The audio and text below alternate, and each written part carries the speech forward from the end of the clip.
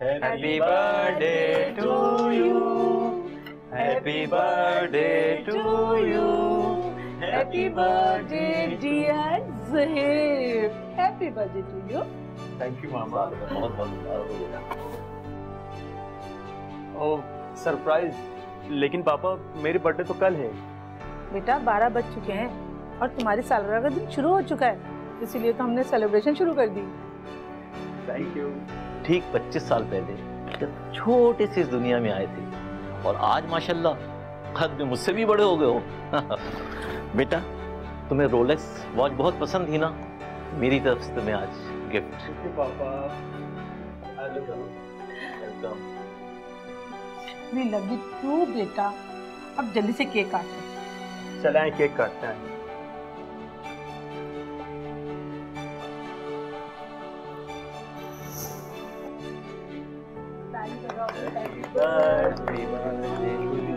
Happy birthday to you. पापा thank you. मामा तुम तो खाओ और साथ में लगन करो।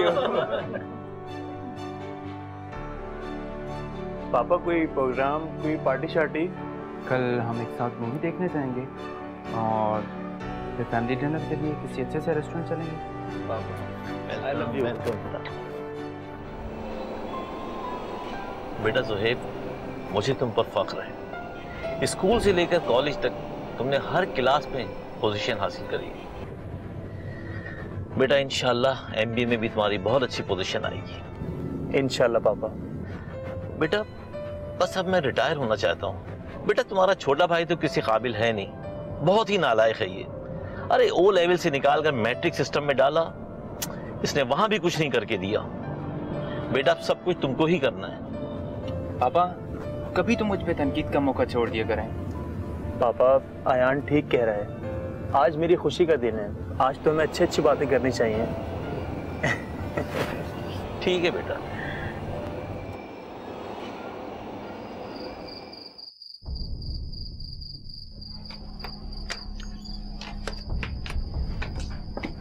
और शिट पापा, मैं अपना सेल फोन तो गाड़ी में ही भूल आया। आप लोग चले, मैं अभी आता हूँ।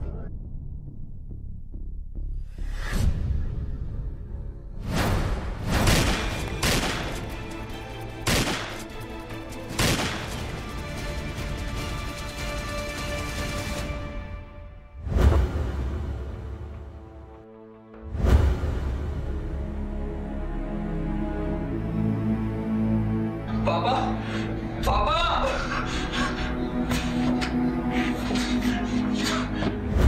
मम्मा आयान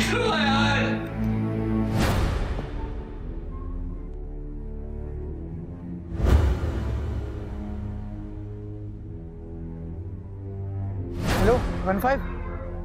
मुझे लगता है मेरे सामने वाले घर में डकैत घुस गए। बहुत फायरिंग की आवाज आ रही है वहां से। जी जी ब्लॉक एन।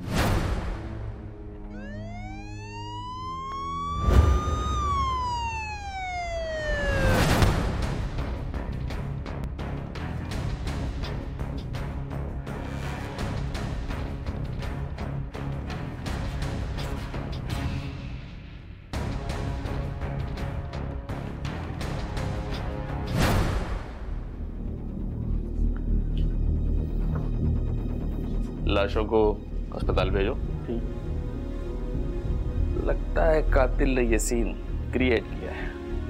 उसने जाहिर किया है कि ये डकैती है। जी सर। जब अचानक सारे घर वाले आए तो उसने सबको शूट कर दिया है और खुद मौके से फरार हो गया। अगर ये डकैती होती तो ये रखी हुई कीमती घड़ियां, जेवर और कैश घर में ना होता। फिंगरप्रिंट बड़ी एहतियात से लेना, एक भी एविडेंस जाया नहीं होनी चाहिए। जी सर। मैं तैमूर साहब का बयान लेने हॉस्पिटल जा रहा हूं, ठीक है? जी सर।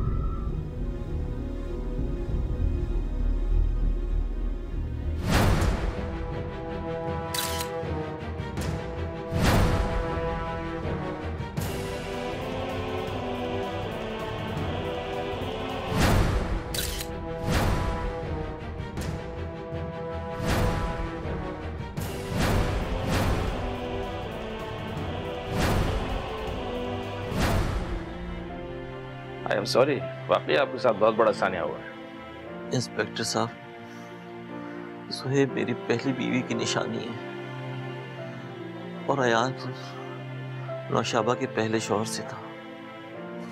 इंस्पेक्टर साहब, खुदा गवाह है, मैंने दोनों में कभी फर्क नहीं महसूस किया। दोनों को यकसा प्यार किया, एक मुशक्कत दी दोनों को।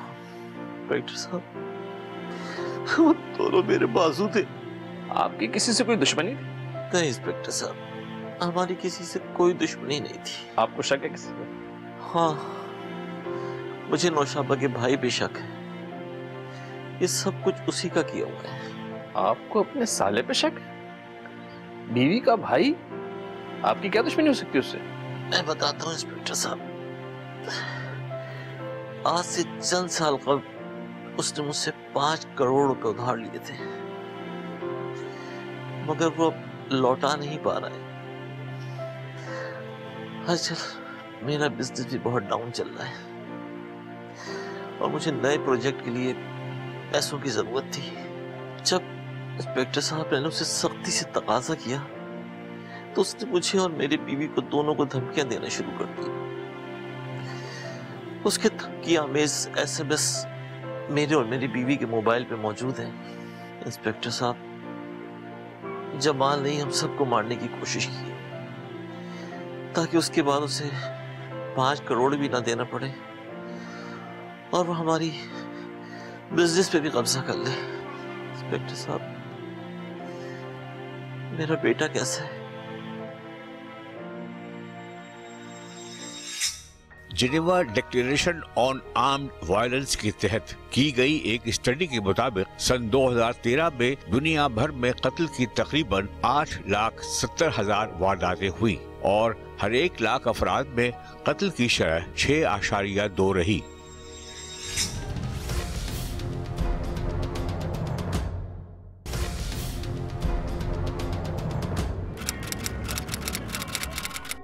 मुकदमे की कार्रवाई का आगाज किया जाए। योर ऑनर, पुलिस की तहकीकात के मुताबिक 18 मार्च को तैमूर साहब के घर होने वाली खूनी वारदात का एक ही स्ट्रॉन्ग सस्पेक्ट उभर कर सामने आया और वो है कटहरे में खड़ा मुल्जिम जमाल सिद्दीकी। योर ऑनर, मुल्जिम मकतूला नौशाबा का सगा भाई है।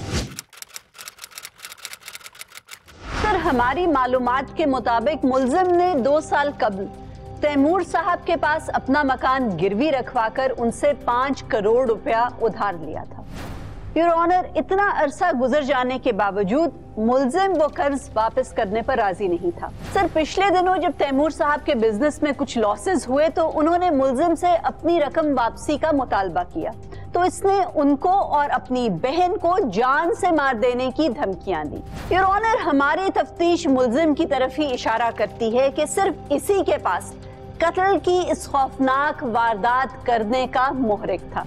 योर ऑनर, इस सारी फैमिली को कत्ल करने के बाद इसका घर गिरवी से छूट जाता, इसको कर्जे की 5 करोड़ की रकम वापस ना करनी पड़ती और इसके अलावा योर ऑनर, तैमूर साहब की फैमिली के तमाम असासे और बिजनेस का मालिक भी यही बन जाता।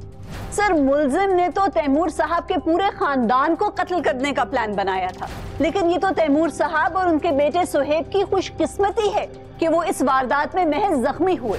योर ऑनर, वकील साहिबा मुसलसल इल्जाम लगा रही है मेरे क्लाइंट पर कि वो तैमूर हसन को कत्ल करने की धमकियां दे रहे थे, जबकि मिस्टर जमाल तैमूर हसन की धमकियों का सामना कर रहे थे।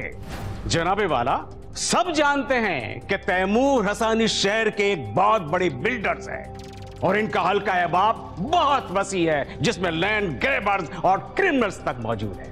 जनाबे वाला, मिस्टर जमाल तैमूर हसन का कर्ज वापस करने से इनकार नहीं कर रहे थे, बल्कि सिर्फ वो कुछ मोहलत मांग रहे थे क्योंकि इनका अपना बिजनेस खसारे से दो चार था और जनाबे वाला, इनकी फैमिली एक शदीद अलमिया से दो चार है। इनके 2 बेटे हैं और दोनों को ब्लड कैंसर डायग्नोज हुआ।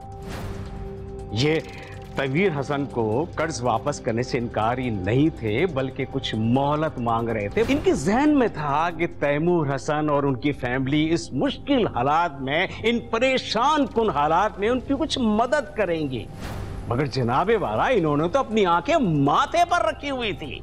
इनका रवैया इतना हतक आमेज और गैरों से भी बदतर था। मेरे दोनों बच्चे अपनी जिंदगी की जंग लड़ रहे, उनके इलाज पर पैसा पानी की तरह खर्च हो रहा। तैमूर भाई, आप खुद अंदाजा करें कि मैं इन हालात में 5 करोड़ रुपए कहां से लाऊंगा। बाजी, तुम समझाओ तैमूर भाई को, रहम करें मुझ पर कुछ। इन हालात में अपने ही अपनों के काम नहीं आएंगे तो क्या गैर आते हैं। हालात में दुश्मन भी रहम कर देते। देखो जमाल, तैमूर से पहले जो कर्ज लिया है ना, वो मेरी सिफारिश से मिला है तुमको, और इनको अंदाजा है कि तुम कर्ज लेके खा जाओगे, वापस नहीं करोगे।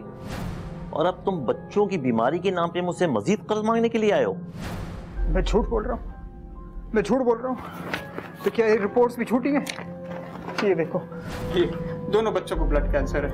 ये कोई मैंने रिपोर्ट्स घर पे बैठ के तो नहीं बनाई है ना। तुम लोग खुद रहम करो यार। बस जमाल, बस बहुत हो चुकी ड्रामेबाजी। तुम मुझे अच्छी तरह जानते हो, मेरे ताल्लुकात का तुम्हें अच्छी तरह अंदाजा है ना। 1 हफ्ते के अंदर अगर मेरे पैसे वापस ना किए ना, तो तुम्हें ऐसी जगह गायब कराऊंगा कि किसी को पता भी नहीं चलेगा, और तुम्हारा घर बेच के मैं अपना नुकसान पूरा कर लूंगा। मुझे कोई फिक्र नहीं होगी कि तुम्हारे बच्चे रोड पर आ जाएंगे। भुगतो अब तुम इसको। जमाल, तुमने मुझे कहीं का नहीं छोड़ा। बाजी, तुम तो मेरी बात पर एतबार करो। योर ऑनर, वकील साहब पता नहीं कहां की बेबुनियाद कहानी सुना रहे हैं, जबकि असल हकीकत तो ये है कि तैमूर साहब ने मुल्जिम के साथ ना सिर्फ हमदर्दी का इजहार किया, बल्कि इसकी मदद भी की, इसको 5 करोड़ रुपया कर्ज पर देकर। योर ऑनर, और उसके बदले में इस शख्स ने क्या किया? इसने तैमूर साहब और अपनी सगी बहन को धमकियों के मैसेजेस भेजे। और सर, अब यह जाहिर हो रहा है कि इसने ना सिर्फ धमकियां दी, बल्कि उन धमकियों पर अमल भी करके दिखाया। योर ऑनर, आपकी मुअज़्ज़ज़ अदालत में उन मैसेजेस की ट्रांसक्रिप्ट में जमा करा चुकी हूं, और वकील साहब की नॉलेज के लिए मैं उन मैसेजेस में से 1-2 पढ़कर भी सुना देती हूं। सर, एक मैसेज जो तैमूर साहब के फोन पर भेजा गया मुल्जिम के सेल फोन से, ये 22 फरवरी का है, और इसमें इसने कहा है कि तैमूर, कब्र में तो आप जाएंगे, मगर मेरा घर आप साथ लेकर नहीं जाएंगे। योर ऑनर, 28 फरवरी की शाम 6:45 पर अपनी बहन नौशाबा के सेल फोन पर मुल्जिम ने मैसेज किया, मिसेस तैमूर, मेरा तुम्हारा बहन भाई का रिश्ता खत्म, तुम्हारा शोहर मेरा दुश्मन बन गया है और तुम उसका साथ दे रही हो, और इसलिए आज से तुम भी मेरी दुश्मन हो, और मैं अपने दुश्मनों को कभी माफ नहीं करता। योर ऑनर, इस वारदात का मौरिक ही इस मुल्जिम के खिलाफ असल सबूत है। योर ऑनर, इस तकाज़ा को अपनी तफ्तीश मुकम्मल करने के लिए इस बात की जरूरत है कि मुल्जिम को पुलिस के हवाले जिस्मानी रिमांड पर दिया जाए। जनाबे वाला, मेरी इस तकाज़ा के पास फजूल कहानियों का तो बहुत जखीरा है, लेकिन कोई ठोस सबूत नहीं है। लिहाजा मेरी दरखास्त है कि मेरे क्लाइंट को जुडिशल कस्टडी में दिया जाए। योर ऑनर, एक हंसते खेलते खानदान को मुल्जिम ने बर्बाद कर दिया। एक फैमिली के 2 अफराद को इसने कत्ल कर दिया, और 2 अफराद अभी भी हॉस्पिटल में जेरे इलाज हैं। सर, अगर इसको जमानत पर रिहा कर दिया गया तो सर, उन 2 जख्मी लोगों की जिंदगी भी खतरे में हो सकती है। आइए को कटहरे में पेश किया जाए। आपको मुल्जिम का जिस्मानी रिमांड क्यों चाहिए? जनाब आलिया, भी इसकी सीआरओ करानी है, मज़ीद तफ्तीश करनी है, इसलिए हमें कम से कम 10 दिन का रिमांड चाहिए। यह अदालत मुल्जिम के वकील की जुडिशल कस्टडी की दरख्वास्त मुस्तरद करते हुए उसे 7 दिन के जिस्मानी रिमांड पर पुलिस के हवाले करने का हुक्म देती है। इसके साथ साथ अदालत बर्खास्त की जाती है। We are adjourn now.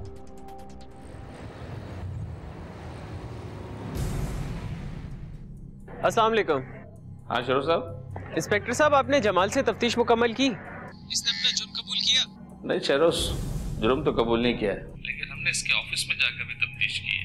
Office के रिकॉर्ड से पता चला है कि जमाल के पास 2 बहुत बड़े ऑर्डर पाइपलाइन में थे। इसका मतलब है इसके माली मसाइल बहुत जल्द हल होने वाले थे। ठीक है, बात तो आपकी दिल को लग रही है। इसका इसका मतलब है बाकी पॉसिबिलिटीज पे नजर डाली जाए।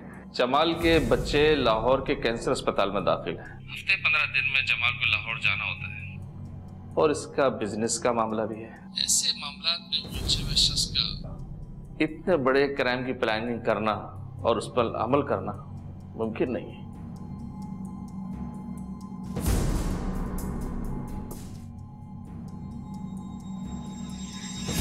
United Nations office on drugs and crime के मुताबिक सन 2013 में पाकिस्तान में कत्ल की कुल 13,864 वारदातें हुई और हर 1 लाख की आबादी में कत्ल की शरह 7.7 रही।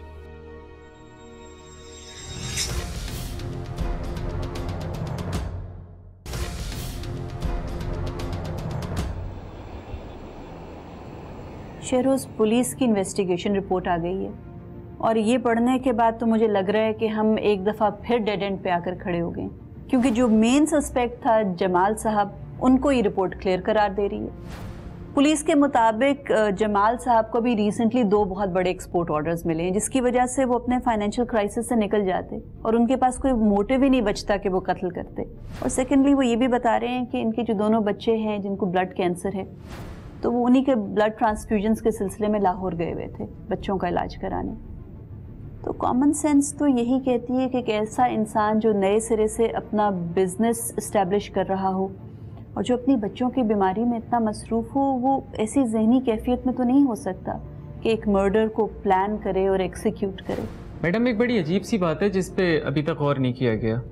सगे माँ बेटा तो कत्ल हो गए, लेकिन तैमूर साहब और जुहेब, सगा बाप बेटा, ये सिर्फ जख्मी हुए। हाँ, इंटरेस्टिंग पॉइंट है। मैं समझ रही हूँ तुम किस पे शक कर रहे हो, लेकिन तुमने सर्जन की मेडिकल रिपोर्ट नहीं पढ़ी जो तैमूर साहब के हवाले से है। एक्चुअली कातिल ने अपना काम पूरा कर दिखाया था। उसने हार्ट पे ही एम करके शूट किया था, लेकिन ये तो तैमूर साहब की खुशकिस्मती है कि वो बिल्कुल आखिरी वक्त पर ऐसे पलटे कि निशाना जो है वो चूक गया और जो गन शॉट है वो बजाय हार्ट पे लगने के शोल्डर पर लग गया। लेकिन फिर भी 100% श्योर होने के लिए मेरा ख्याल में हम थोड़ी सी और तफ्तीश कर लें तो कोई मुज़ायका नहीं है। तुम्हारे ज़िम्मे 2 टास्क्स लगाती हूँ। एक तो तुम पुलिस को कहो कि तैमूर साहब की बिजनेस और उनके पर्सनल जितने भी बैंक अकाउंट्स हैं उनको चेक करें और उनकी फाइनेंशियल स्टैंडिंग देखें क्या है। और दूसरा, आप पुलिस के IT डिपार्टमेंट के साथ इन चारों लोगों की, तैमूर साहब, उनके दोनों बेटे और उनकी बेगम, इनके ईमेल अकाउंट्स और सोशल अकाउंट्स जितने हैं इनको चेक करें। कोई शायद ऐसी बात पता चल जाए कि कोई इनको धमकियां दे रहा था, थ्रेट कर रहा था। अक्सर अमीर लोगों के बहुत से दुश्मन होते हैं। ये मालूमात हासिल करके मुझे बताओ। ठीक है, मैं बताता हूँ आपको।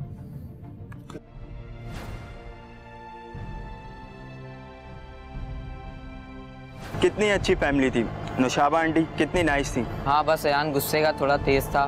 तुम्हें याद है स्कूल में वो ज़ुएब की तरह बिल्कुल ब्रिलियंट स्टूडेंट था। बैड कंपनी इंसान को हमेशा बर्बाद कर देती है। अयान भी बैड कंपनी का शिकार हो गया था। ये मुसलसल दूसरा साल है कि तुम हर सब्जेक्ट में D ग्रेड लेकर आए हो। मैं तुम्हारी पढ़ाई के ऊपर लाखों रुपया खर्च कर रहा हूँ इसलिए कि तुम D ग्रेड लेकर आओ। अब आप बस भी करें। अयान बेटा, तुम समझते क्यों नहीं हो? बस नौशाबा, बस बहुत नरमी बरत ली। अयान, कान खोल के सुनो, अगर इस साल तुम्हारी MBA में अच्छा रिजल्ट नहीं आया ना तो तुम्हारा इस फैमिली बिजनेस से कोई ताल्लुक नहीं होगा और तुम्हारी पॉकेट मनी भी बंद कर दूंगा मैं।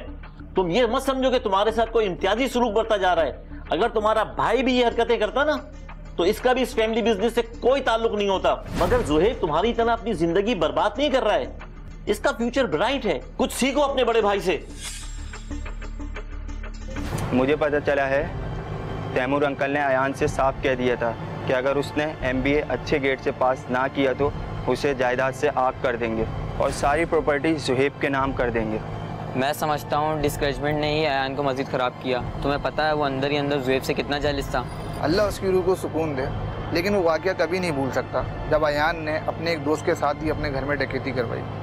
अयान ने डकैती अपने घर में करवाई थी? तुम्हें ये किसने बताया?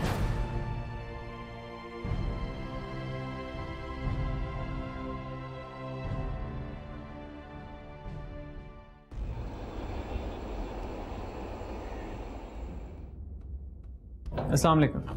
वालेकुम अस्सलाम। क्या रिपोर्ट है? मैडम मैं कल तैमूर साहब के घर गया था, वहाँ अयान के कुछ दोस्त जमा थे, काफ़ी इंटरेस्टिंग बातें पता चली उनसे। मैडम ये कुछ मेल्स हैं, मैंने आपको मेल भी कर दिए, प्रिंट आउट निकाल के लाया।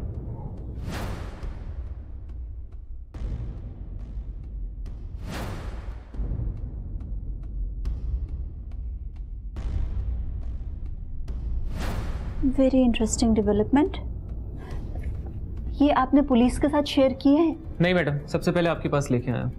आप ये इंस्पेक्टर साहब के पास इंफॉर्मेशन लेकर जाएं और उन्हें ये भी याद कराएं कि पिछली मर्तबा जो तैमूर साहब के घर डकैती की वारदात की कोशिश की गई थी, वो जिस इंसान ने की थी उसको लेकर, और इस इंफॉर्मेशन की बेसिस पे मेरा ख्याल में वो समझ जाएंगे कि गिरफ्तारी किसकी करनी है। ठीक है मैम। देर मत करो, फौरन जाओ। एक तहकीक के मुताबिक पाकिस्तान में कत्ल के जुर्म की नफ्सियाती वजूहात का ब्रेकडाउन जाहिर करता है कि हमारे मुल्क में ज्यादातर कत्ल आम सी वजूहात के बिना पर होते हैं, जिनमें जाती इख्तलाफ, दुश्मनी और जायदाद जैसे मसाइल वजह कत्ल बनते हैं। पाकिस्तान में ज्यादातर कत्ल की वारदातों में गन इस्तेमाल होती है, जिससे जाहिर होता है कि हमारे मुल्क में असलहे तक रसाई किस कदर आसान है।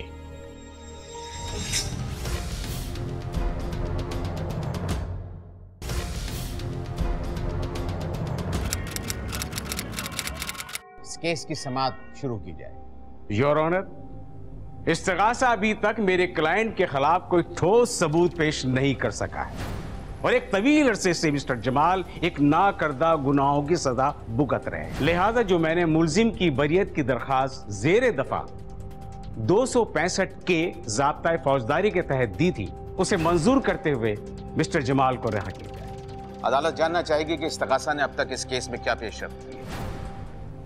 योर ऑनर, इब्तदाई तफ्तीश में तो मुलजिम ही सबसे स्ट्रॉन्ग सस्पेक्ट नजर आया था, क्योंकि इस वारदात का सबसे स्ट्रॉन्ग मोटिव भी मुलजिम के ही पास था। लेकिन योर ऑनर, जब हमने मजीद तफ्तीश की तो कुछ नए हकायक सामने आए। सर, किस्सा कुछ इस तरह है कि तैमूर साहब और मकतूला नौशाबा के दोनों बेटे सुहेब और अयान उनकी जिंदगी का महवर थे। सर, बड़ा बेटा सुहेब माँ बाप की तमाम उम्मीदों पर पूरा उतरता था। बच्चा फरमा बरदार भी है, तालीम में बहुत अच्छा है और खुश इखलाक भी। उसके बरक्स छोटा बेटा मकतूल अयान हर तरीके से माँ बाप के लिए बाइसे फिक्र था। सर, अयान पढ़ाई में भी फेलियर था, माँ बाप के साथ नाफरमानी भी करता था और इसके साथ साथ जो सबसे ज्यादा तशवीश लाहक होती थी वो इस वजह से क्योंकि वो बुरी सोहबत में पड़ गया था। सर, हमारी तहकीक में ये बात भी सामने आई कि तैमूर साहब ने यह हुक्म दे दिया था कि जब तक अयान सुधर नहीं जाता इसका जेब खर्च बंद कर दिया जाए और वो फैमिली के बिजनेस में डायरेक्टर का ओहदा तब तक नहीं संभाल सकता जब तक वो अपना MBA नहीं कर लेता। सर, इसके अलावा हमें एक और भी मालूमात मिली, वो ये कि कुछ अरसा पहले तैमूर साहब के घर एक डकैती की वारदात भी होने लगी थी, जिसको पड़ोसियों ने ऐन मौके पर नाकाम बना दिया। डकैती की यह वारदात करने वाला शख्स कोई और नहीं था बल्कि अयान का गहरा दोस्त उसामा था। और सर, मजीद मालूमात से हमें इस बात का भी अंदाजा हुआ कि उसामा ने पड़ोसियों को ये बात बताई थी कि ये डकैती की वारदात करने का प्लान अयान ने बनाया था, क्योंकि उसे अपनी कुछ जरूरतों के लिए पैसों की जरूरत थी। योर ऑनर, इस तमाम मालूमात के बाद एक सवाल तो ये उठता था कि अगर अपनी मामूली सी जरूरतें पूरी करने के लिए अयान अपने ही घर में डकैती की वारदात अपने एक दोस्त के साथ प्लान कर सकता है, तो क्या जेब खर्च बंद होने के बाद, फैमिली बिजनेस से निकाले जाने के बाद और माँ बाप के सख्त रवैये के बाद, क्या वो उसी दोस्त के साथ मिलकर अपने घर में कत्ल की भी वारदात प्लान कर सकता है या नहीं? इसके साथ साथ एक सवाल और भी उठता था कि क्या अयान अपने ही खोदे हुए कुएं में खुद तो नहीं गिर गया, और क्या अयान के हायर किए हुए कातिल ने गलती से रात के अंधेरे में अयान को सुहेब समझकर उस पर भी कातिलाना फायरिंग तो नहीं कर दी? योर ऑनर, इन तमाम सवालात के जवाब जानने के लिए पुलिस ने उसामा के घर पर छापा मारा और उसको पकड़ा। ये उसामा, तेरे पास से जो पिस्तौल बरामद हुआ है हमें पता चल गया है तैमूर की फैमिली भी उसी पिस्तौल से हमला किया गया था। मिसेस तैमूर और अयान का कातिल है तू। मौत की सजा तेरा मुकद्दर है, तो कबूल कर या ना कर। अब तेरे पास सिर्फ दो ऑप्शन है, अपना जुर्म कबूल कर ले। कबूल करता है नहीं करता है? बताता मैं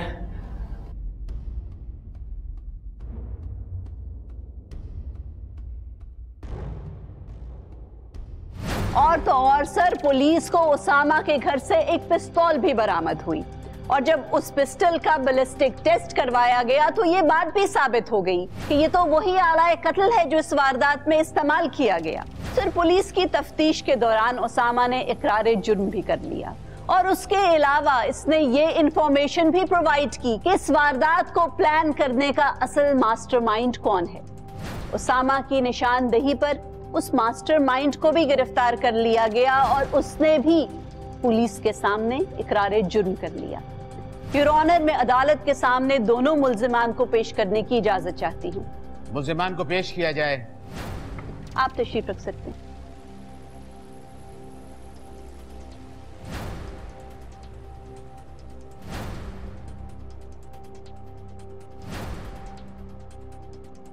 योर ऑनर, ये हैं जुहैब साहब, तैमूर के बड़े और सगे बेटे और इस वारदात के मास्टरमाइंड, और ये है इस वारदात में इनके साथी उसामा। योर ऑनर, कत्ल की इस वारदात की गुत्थी सुलझाने के लिए हमने पुलिस की मदद से तैमूर साहब के तमाम घर वालों की ईमेल अकाउंट्स, उनके सोशल वेबसाइट अकाउंट्स, उनके लैपटॉप्स की हमने जांच पड़ताल की। योर ऑनर, जुहैब की ईमेल अकाउंट से हमें दो बहुत ही इंटरेस्टिंग ईमेल्स मिली जिनको देखकर हमें बहुत हैरानी हुई। एक ईमेल लंदन से जुहैब के कॉलेज से थी। योर ऑनर, पाकिस्तान में यहाँ और जुहैब की फैमिली में सब यही समझते थे कि ये बहुत ब्रिलियंट स्टूडेंट है और बाहर आला तालीम के लिए गया हुआ है। योर ऑनर, उस ईमेल को पढ़कर ये अंदाजा हुआ कि जुहैब तो अपने कॉलेज के पहली टर्म में ही कॉलेज से भाग गया था और कॉलेज अब तक अपने वाजिबात के लिए ईमेल में तकाजा कर रहा था। और दूसरी ईमेल भी जुहैब साहब के अकाउंट में थी किसी मिस्टर योंग की। योर ऑनर, जुहैब के माँ बाप जो इसे तालीम की गर्ज से पैसे भिजवाते थे, ये लंदन में उन पैसों से कसिनोज में जुआ खेलता था और इसी जुए की लत में इसने एक कसिनो में एक रात में ही 15,000 पाउंड हार दिए। इन 15,000 पाउंड में कुछ रकम तो इसके माँ बाप की भेजी हुई थी और बाकी रकम किसी मिस्टर योंग से इसने बतौर कर्ज उठाया था। योर ऑनर, अब ये मिस्टर योंग का कर्जा वापस करने के काबिल नहीं था और वो इसको धमकियों की ईमेल्स दे रहे थे।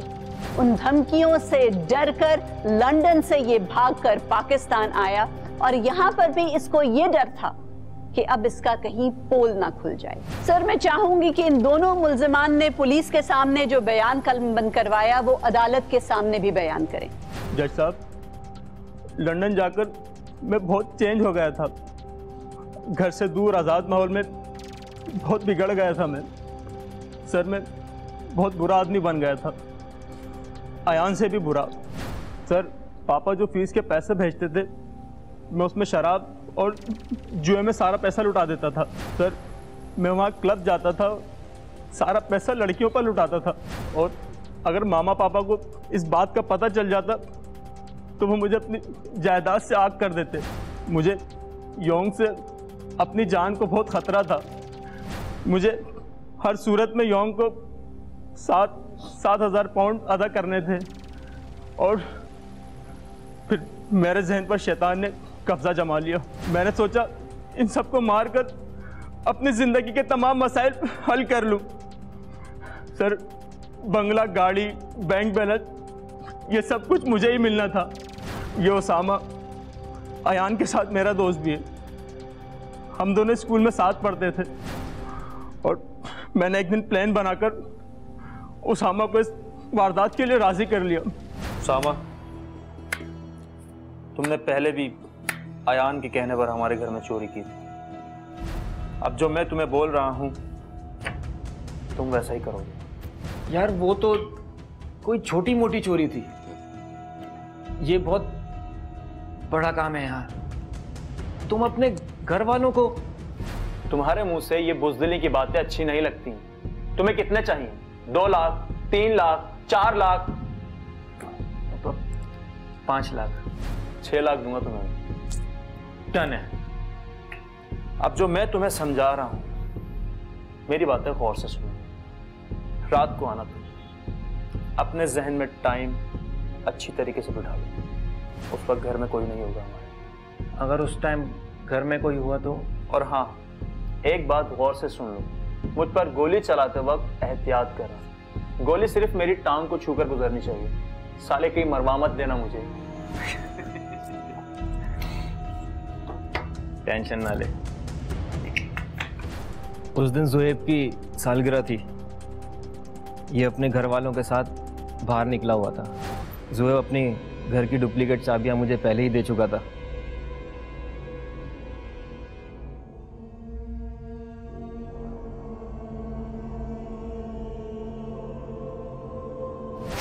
मैं घर में दाखिल हुआ, फिर मैं लॉन्च में आया और छुप के बैठ गया। जैसे ये लोग वापस आए और एक के बाद अंदर दाखिल होना शुरू हुए।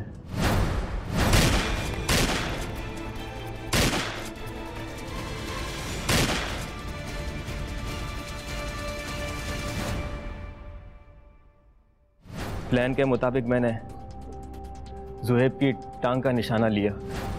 अंकल का भी मैंने सीने का ही निशाना लिया था, लेकिन अंधेरे की वजह से मेरा निशाना चूक गया और गोली उनके कंधे पे जा लगी। उसके बाद मैं वहाँ से फ़ौरन बाहर निकला और सीधा शहर से बाहर चला गया। गुज़िश्ता हफ्ते ही मैं वापस लौटा हूँ, जब तक पुलिस अपनी तफ्तीश मुकम्मल कर चुकी थी। वकला की बहस और मुल्जिमान के एतराफ़ी जुर्म के बाद अदालत इस नतीजे पर पहुंची है कि मुल्जिम ज़ुहैब ने अपने साथी उसामा के साथ मिलकर एक सोचे समझे मंसूबे के तहत यह कत्ल किया। लिहाजा यह अदालत ज़ेर दफ़ा 302 ताज़ीरात पाकिस्तान के तहत इन दोनों मुल्जिमान को सजाए मौत का हुक्म सुनाती है, जबकि मुल्जिम जमाल को इस केस से बाइज्जत बरी किया जाता है। अदालत बर्खास्त की जाती है। कोर्ट नंबर 5 में अगर आप भी कोई केस पेश करना चाहते हैं तो हमें ईमेल करें court5@sama.tv।